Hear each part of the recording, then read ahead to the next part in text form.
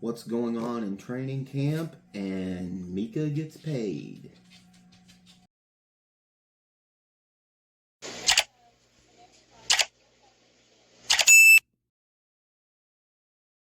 What is good, Finn fans and YouTube fans? Uh, Again, here today with Finn's Temporal Focus. I'm Chris. We're going to be talking about training camp, days 4 and 5, maybe a little bit of 3, because that's where we're at. But the big news so far has been Minkah Fitzpatrick has gotten paid. He did not get an extension, but he did get paid. It's interesting the way they did it, because not only did Minkah get paid, the Dolphins got paid as well. So basically, I'm going to break it down for you.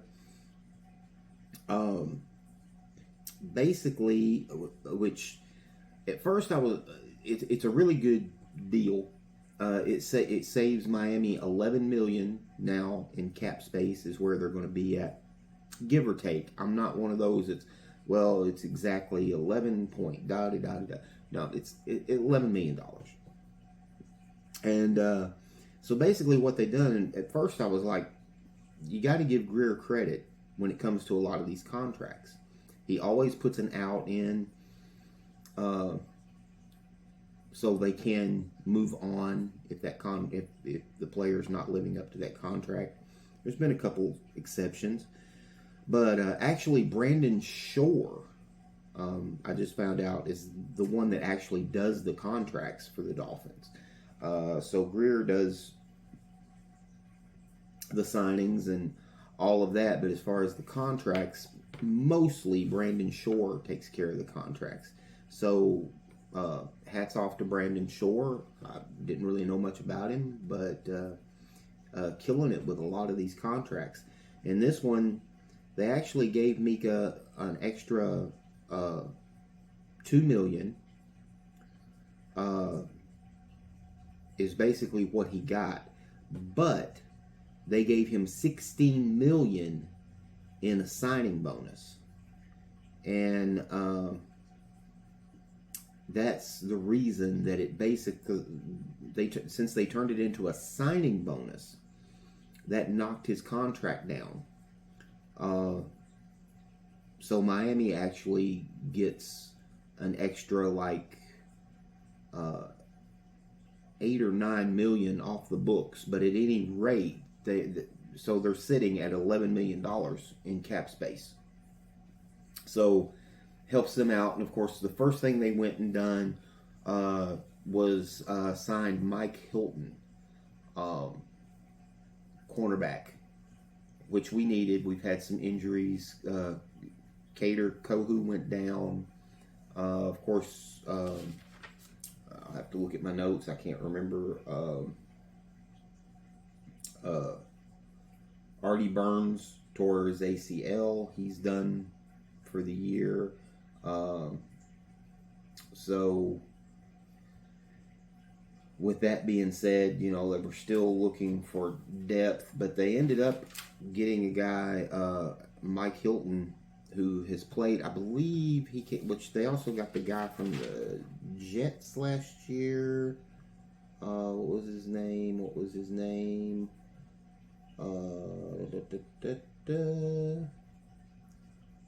Cordell Armstrong, who's been out of the league for 2 years, actually. But let's see, there was also, seems like there was another guy that we signed from the Jets, and apparently I do not have it on my list right now. So, but Mike Hilton played with New England. He had some really good numbers in New England. He played with the Raiders last year, which the Raiders right now, dumpster fire. Christian Wilkins, they let him go after signing him to that big contract just a year ago. And we get Mike Hilton, who is more of a slot corner. So we'll see if they move him to the outside, but chances are he is going to, at least looking at it right now, Mike Hilton is probably going to be one of your starters. It's going to be a matter of if Cater is going to play the boundary, or if Mike Hilton is going to play the boundary, and the other one is going to play slot. If you look at Mike's numbers, especially in New England, his numbers were really good in the slot. Now, when I say numbers, I'm talking about the PFF and stuff like that, which you can take with a grain of salt, but still, it's a way to kind of rate a player, and I think he was in the 70s in his grading. So, point being, they did go out and sign a corner as soon as they saved that money from Minkah's contract. With that, Minkah also broke his silence for the first time today, which I didn't think was a big deal. A lot of people are like, well, he needs to come out and talk. He needs to come out and talk. Talk about what? The only questions are going to be about Flores, the fact that he left Miami. Of course, he's happy to be back. He said he wants to be a Dolphin. He also wants to be a Dolphin for a long time, and that's where the contract comes out, which he didn't get an extension, but it was kind of a good faith thing, is because he is getting paid. So they do want him. They're making a commitment that, hey, we do want you long term. Minkah seems to be good with it. And if you looked at my last video, talked about him taking that leadership role immediately, and him and Tua seemed to be clicking pretty good. Went to dinner together, talking on the field about scenarios and situational plays, which is really cool. And so, yeah, he basically did do an interview today, and that's what it came down to. He made it clear he was not going to talk about the past. He's not going to talk about Flores. And for all the people that are disappointed in that,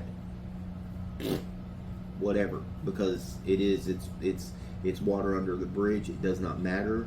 We're talking about today. It doesn't matter. He even made the comment he was a little immature coming out of college. Feels like he's grown as a person and wants to prove that. And if you're unhappy in a situation, the only thing you can do is try to leave, if it was Flores or for whatever reason. But for whatever reason, he is back. He's talked to McDaniel. He's talked to the Dolphin staff. He's happy to be here. He's talked to you guys now and has made it clear that he is happy to be here and he's ready to work. So, and I'm just skimming over that. I'm happy he's here, that's for sure. I'm excited about it. I know he's fell off the last year or so, but he talked about his goals and the fact that, since he's came into the league, he still has not won a playoff game, so he's right there with the Dolphins. He's not won any championships and anything like that, so he's still hungry and not in it.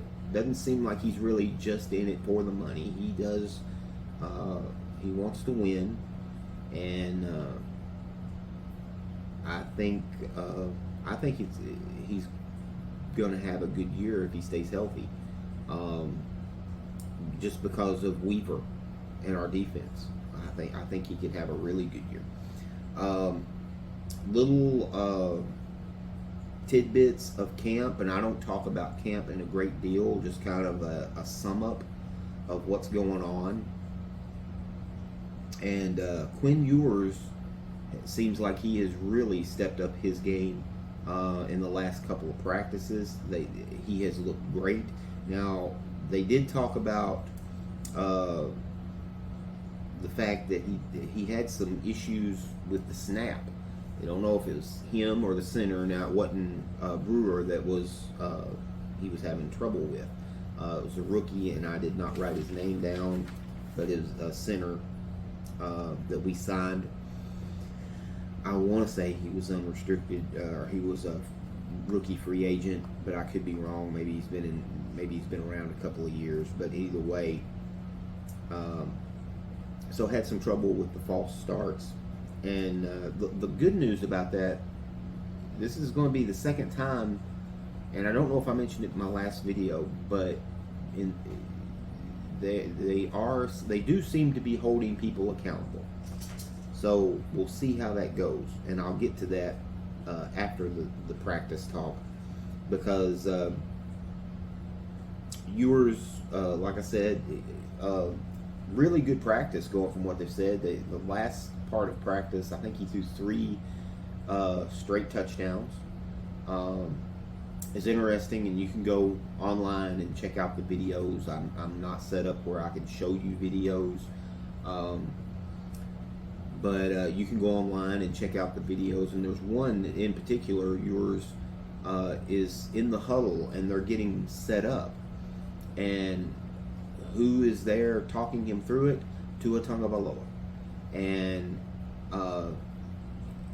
you can tell they're kind of going back and forth about the play. You can see Tua kind of step back, step off. They run the play. It's a touchdown, and the first person that comes and is celebrating with him, Tua Tagovailoa. There's your leader, folks. He has shown you he's a leader. I don't know what else people need to know about his leadership. He's a tremendous leader and is, without question, the ultimate leader on this team right now, and holding people accountable, taking young guys under his wing and teaching them. Great guy. So Ewers has stepped up, as well as oh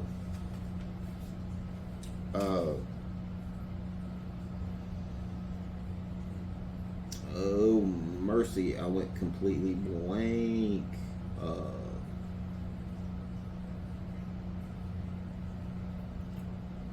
Zach Wilson. Wow, I couldn't think of his name. Zach Wilson has played better, which I'm happy about. Hopefully is a real competition at the number 2 spot. A lot of people feel like Ewers is not really going to have a shot at that number 2 spot because of the signing of Zach Wilson. But hopefully it's an open competition, and if whoever stands out, and we'll see. You know, like I said, it's a different style of offense for both of these guys. So they're both having to learn a whole new system, fast break type system. It's basically the West Coast offense. Let's face it, it's the West Coast offense. And it's funny, they actually started practice. The first play, Austin Jackson gets a false start. So still having trouble in the penalty area, especially on the offensive line. And the accountability thing is they had to run wind sprints after practice a couple of practices ago. Today, after practice, which you had the misexchange between Ewers and the center, you had, apparently there was several false starts. Jackson also got caught with a hold. So still having issues on that offensive line with penalties. And what did they do after practice? Push-ups. After practice, they were doing push-ups. And also the defensive backs stayed after and worked on some stuff after practice as well. It's always good to hear. I know the NFL is very, I started to say lenient, not lenient, actually very hard on the fact that hey, you can only keep these guys out. And I don't know how the voluntary part works. If you want to stay over and work on things, I don't know if they can go in and say, hey, no, you can't be doing this. I don't know exactly how that works, but I do know today the defensive backfield stayed after to work on drills. So to me, that is really cool. And the fact that everybody was having to do push-ups because of penalties, that's pretty cool. Julian Hill still having problems. He got blew up by, I believe it was Chop Robinson. Absolutely blew him up, and also had a holding penalty, I do believe, as well in practice. So I mean, again, we're in training camp. It is what it is. This is where you learn. This is where you fix those mistakes. And I think the biggest problem with fixing those mistakes is because a lot of the stuff you saw last year. So, you know, you've got a month.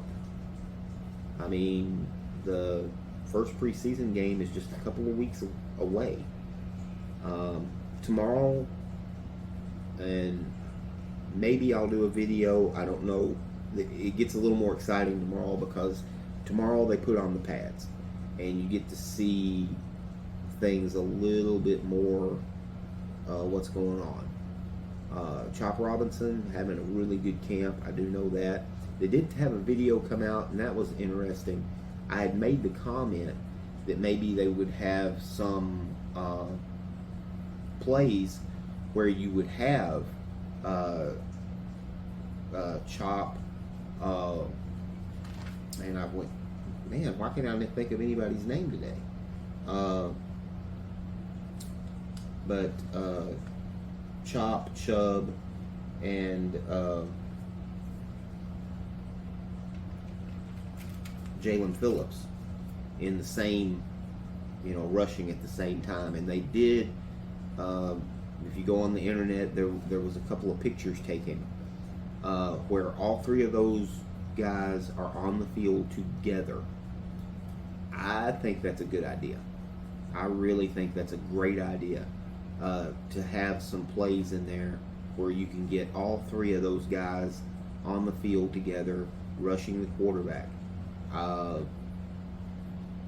They all, I think the pass rush should be extremely well. And with the way our defensive backs look right now, it's a good thing we have guys that can get after the quarterback. And hopefully these guys aren't going to be having to cover for long periods of time. Now, Josh Allen still scares the crap out of me because what does he do? Extends plays. And if he gets a chance to extend plays on us, we're fixing to get ripped with Buffalo. But we get ripped anyway, so, nothing really new there. So, but that's it in a nutshell. I don't think there's really anything. Like I said, Fitzpatrick, they did kind of renew his contract. They didn't extend it, but they did kind of renew it. Ewer's stock is up. Chop Robinson's stock seems to be up. Even Zach Wilson's stock seems to be up. Those guys have really stood out. Seems like in practice. Offensive line still struggling. Defensive backs have not played badly in practice. Tua looks sharp as always in training camp. It's what he does, just that accuracy, especially with no pads, 7-on-7s, 11-on-11s, doesn't matter. Now there seemed to be some plays where he delivered a long ball to Waddle, I believe it was, where Chop Robinson would have blown him up. He was in the backfield so fast. So you got to take a lot of this with a grain of salt and how good he did. It was a beautiful pass, but in the game, I don't think he would have even got that pass off. So we'll see how it goes. Tomorrow, got the pads on, first time. That's what I'm interested in. I want to see these guys in pads. I'll check out everything that I can check out, and I will try to get you a video down of how it went, who shined, who didn't look so good, who's struggling, all of that stuff. So, guys, hopefully I will see you tomorrow, but if not, it'll be a day or two. And guys, go out, make good decisions, and fins up, baby.